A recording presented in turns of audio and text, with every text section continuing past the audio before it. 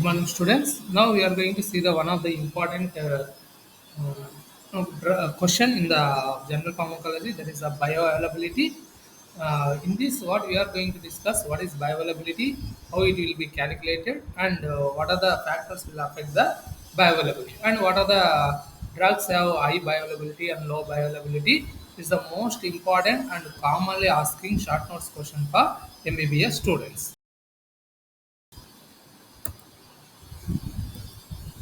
Now, what is the definition? See, whenever they ask bioavailability in the exam, first you have to write what it is. That's the definition. Then followed by what are the types, and each type you have to explain. Then what are the factors will affect exam. Okay. Now, what is bioavailability? Bioavailability is the extent or fraction of drug or percentage of drug that reaches the systemic circulation in unchanged form after the administration by any root. This is the definition of bioavailability. But in the exam, you should not change or on in any word. You should not change in the definition. As such, you have to write it. Just for understanding what is the bioavailability, Anna, the amount of the drug available at the systemic circulation means how much drug you have given. It's not important. How much is enter into the systemic circulation. That is called bioavailability. Availability, you already know what is bio means living, where it is required in the body, how much it is available. For example, if I say you have given 100 milligrams tablet orally, then either 100 milligram will enter into the blood or less will enter, we don't know. But here what is bioavailability in simple term is how much you have given, how much is enter into the blood, that is the bioavailability. If you have given 100 milligram, if it is under 100 enter or 80 enter, depending upon how much is enter into the blood, it's called bioavailability. Then what are the types? Here two types of bioavailabilities. One is the absolute bioavailability and relative bioavailability. What is absolute and relative bioavailability? We are going to see the further slides. What is absolute bioavailability? Absolute bioavailability means when systemic availability of drug administered orally in determined in comparison to the its intravenous administration is called absolute bioavailability. Here simple is you will give the drug orally, you will give the drug intravenous, then you will see the how much is there in the blood. See simple, if you give same preparation, you give in the oral, then you give the IV, same dose, 100 milligram orally, 100 milligram intravenous. Then you estimate the plasma concentration every 1 hour or 2 hours, like that. That is called, that means whenever you administer orally and and intravenous, how much it is available, that is called as a absolute bioavailability. It is used to know the drug absorption from the extravascular site. What absolute bioavailability will tell is how much it is available when after administration. Okay, from extravascular site. It's called absolute bioavailability. Then how you are going to do this work? For example, known drugs or the textbooks, it's there 90%, 80%, 50%, 0, like that it will be there. But how they will calculate for new drug? Here simple is what is the procedure is you take new drug and you will have the dose. First, you take the dose, and the dose you administer intravenous and measure the plasma concentration at different time periods. Like, for example, 0, 1, 2, 3, 4, 6, like that, you can measure the plasma. Same drug you give orally, and same way you measure the plasma concentration. Same drug, same dose you give intravenous and orally and administer. First you finish the intravenous, after some time again you give the same drug and see the oral. Then you can get the doubt when to stop. When this plasma concentration reaches to 0, means 0 time whatever value is there, out up to what time it will reach the 0 time, that's it. Means once you administer the drug, that concentration will be rising and it will come back to the normal due to the elimination metabolism expert. Till that you have to measure. Then after that you will have the values like time, plasma concentration oral, plasma concentration IV. That two things you plot as a graph, time versus plasma concentration. Time you keep in the x axis, plasma concentration you keep in the y axis. Then you plot the thing. Once you plot the things, you will get like this. Here you can see that easily. Here, if we have given the same drug orally and intravenously. Then this is the time, this is the serum plasma concentration. Time you can have 2, 4, 8, 16, 24, like that. Then when you measure every time at what concentration, you put the small dots. Okay. Then after that you join all these dots. This is for oral and this is for intravenous. Like this, you will get the cows. Then after that, by using there are some methods to measure this area. It's called area under cow. This whatever blue you are seeing, that's for oral. You can see the yellow, that is called, that is for intravenous. Now you have to measure this area under curve for intravenous and area under curve for oral. Now you can see the right side formula. How you will calculate the bioavailability is, formula is equal to, that is absolute bioavailability equal to area under curve oral divided by area under curve intravenous into 100. After measuring this area under curve, you will get some value. Intravenous also you will get value. That values you put it in this formula and you calculate. For example, you have given A drug. A drug area under curve oral is 40. Area under curve IV is 60. Now how you are going to calculate? Bioavailability equal to 40 divided by 60 into 100, that is 66.67. The drug bioavailability will be the 67 per 67% around. Okay, always bioavailability will be there in the percentage. This way we will calculate the bioavailability. Then next one, what we discuss, one is, this is called absolute bioavailability. Second one is relative bioavailability. Then what is the difference between absolute bioavailability and relative bioavailability? Anna? Absolute bioavailability will have two routes, that is oral and intravenous. But relative bioavailability means you want to know two drugs are available in same dose, same thing, but different formulation.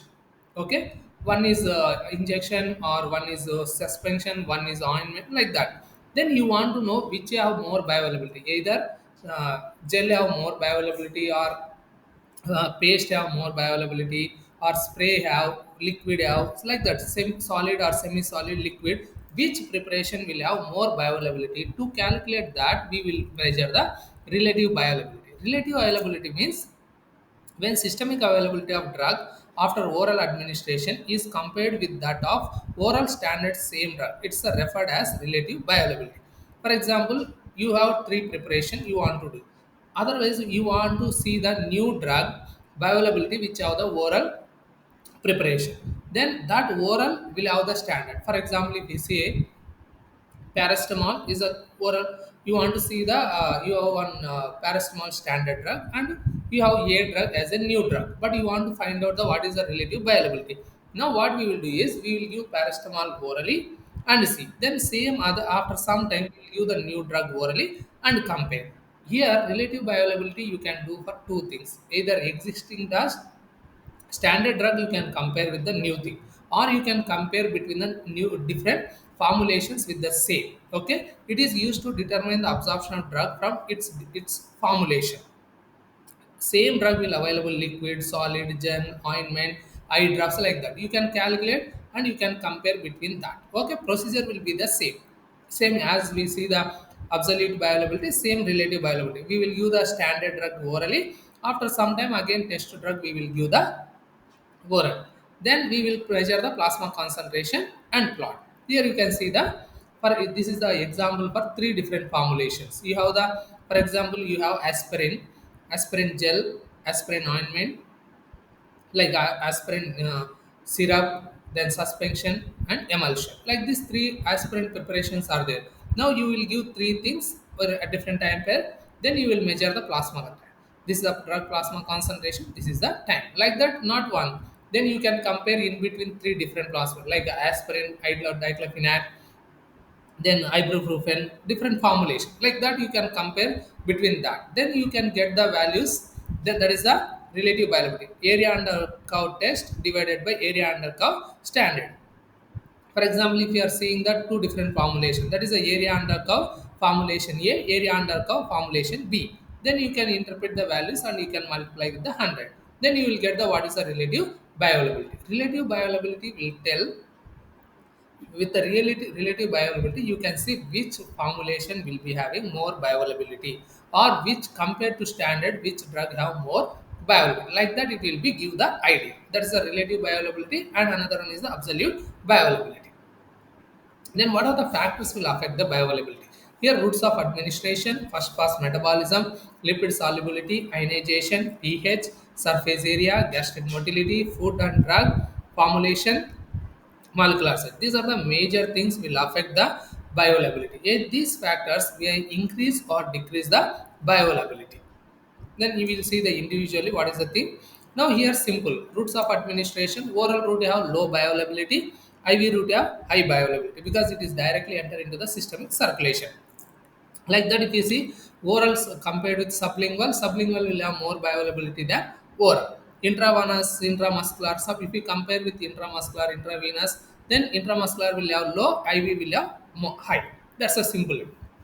Then first pass metabolism. If drug is undergoing more first pass metabolism, will have low bioavailability because before entering in the systemic circulation only, drug will be metabolized. That's why you will have the low bioavailability. Next, drug have less fast pass metabolism, will have high bioavailability. Lipid solubility, high lipid soluble drugs will have high bioavailability because it can cross easily membrane and enter into the blood. Then low lipid soluble drugs will have low bioavailability. Ionization, already we discussed in the absorption. Unionized form of drug will have high bioavailability. Ionized drug will not absorb and will not cross the membrane. That's why we will have low bioavailability. Which drug have low high lipid solubility with unionized form will have high bioavailability. Then pH is a simple already we discussed in the last class. Acidic drug, acidic area will have more bioavailability because it will converted into unionized form. But same drug, same acidic drug enter into the basic environment, it will become ionized. Either it don't have bioavailability, even it is there, it will be very low. That same like basic drug. Basic drug and basic area because become unionized, it will be have high bioavailability. Basic drug, acidic area, low bioavailability. Then surface area, it's a simple. More surface area is there, high bioavailability because drug will absorb faster. Then small surface area will have low bioavailability. For example, if you see compared to intramuscular with the intraperitoneal, you will have more bioavailability in the intraperitoneal than intramuscular because intraperitoneal is a peritoneal cavity is a big large area. That's why you will have the high bioavailability. Then gastric motility, if gastric motility is very fast, they don't you don't have time to absorb. That's why you will see the low bioavailability. If drugs causing or reduce the motility, you have time to absorb the drug. That's why you will have the high bioavailability. Then food and drugs. Presence of some drugs will have low bioavailability. Absent if drugs not there or you are giving individual or after taking the food before food you are giving will have high bioavailability because there is no chance of precipitation or there is no chance of formation of the molecule. For example, if you see tetracyclines, tetracyclines alone if you take it will have the high bioavailability. But if same thing if it is combined with the milk will have the low bioavailability because milk contain calcium that will form the precipitation with the tetracycle like that. Then formulation, normally we have three types of formulation: solid, semi-solid and liquid. Solid will have low bioavailability, semi-solid and liquid will have high bioavailability because solid thing has to undergo dissolution, disintegration, then only it will be absorbed. Then molecule size, big molecule size will have low bioavailability because they cannot cross the membrane. Then small size will have the high bioavailability. Then here we are telling decrease low bioavailability, but how you can increase the bioavailability of the drug? It's a simple. Give the drug in the inactive stage. Pro-drug means inactive form of the drug. Once you give the inactive form of drug, if it is undergo metabolism, it will form the active metabolite. Okay, that's why drug availability will be more and it will produce longer effect. For example, levodopa. In the treatment of Parkinsonism, we need the dopamine.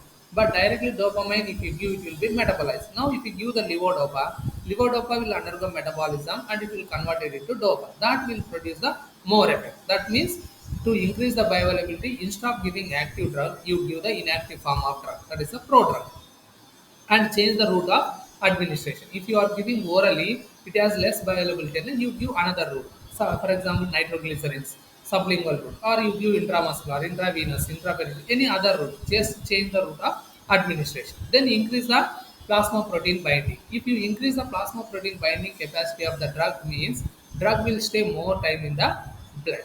Then whenever it is reducing, automatically it will release and it will produce faster effect. Means long duration will be there.